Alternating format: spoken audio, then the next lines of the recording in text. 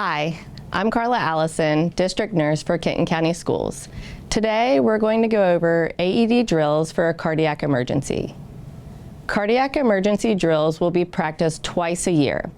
This is to make sure the plan you have on paper works and to work out any issues that may come up. We'll go over preparing for a drill and what a drill should look like. Planning your drill. You should regularly review and update your cardiac emergency response plan in Navigate 360. It is important to note that people should not have a specific role, rather roles should be placed on the order of arrival to the scene. AED response reminders can be printed for the back of your badge as a reference guide.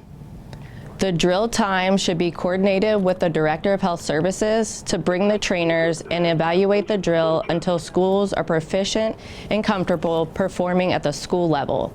Plan how to call for a code and how to initiate the code team responding to the location. The person finding the victim should call for a code AED to be called for the exact location, including room number, teacher's name, and location if possible. When calling the code, the district advises all schools to use the phrase CODE AED, which should be repeated 3 times overhead so that all hear and respond. It is also recommended to follow up with a shelter in place until the drill is completed. We do not want students transitioning in the hallway while a medical emergency could be happening. Tell them you have an unresponsive person and your exact location. For example, I have a 7th grade male student unresponsive. I need a code AED in the gym. Someone should immediately begin CPR after calling for help if they're alone. If the person is not alone, begin compressions while someone else calls for help. Office staff calls code AED overhead 3 times. Code AED, middle school gym. Someone should be calling for 911 as well. Most schools, the SRO calls dispatch, but you need a backup plan if the SRO is absent. So it's best practice that the front office then calls 911. Pads need applied to the bare chest. There are scissors in each unit to cut off clothing if unable to easily remove. It is important to keep doing chest compressions at all times unless the AED tells you not to touch the person. Make sure to stand clear when the AED says so. You must push the red button when advised after it lights up. The goal is to complete the AED drill in less than 3 minutes from the time the victim is found to the time the AED shock is delivered. The observer should complete the AED checklist.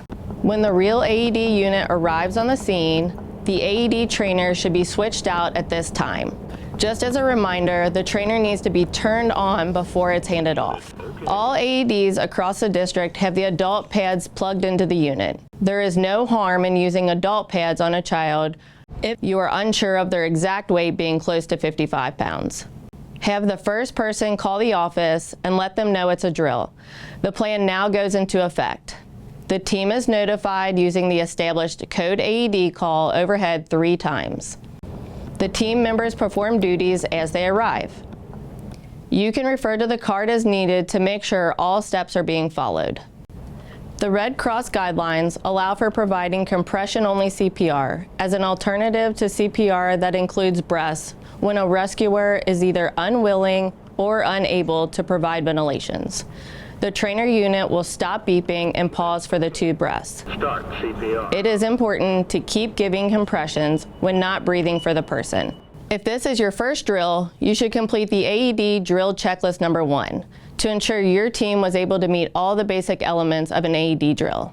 If this is your second drill, use the AED checklist number 2. It's the advanced version that allows timing of actions to improve your team's response to an emergency. You did a good job. Post-drill. Spend a few minutes reviewing the checklist. Ask the rescuers for feedback and discuss questions and concerns. Celebrate what went well. Keep up the good work. Were there any communication problems? Does anything need changed? Be sure to make the changes and plan another drill to test the revised drill.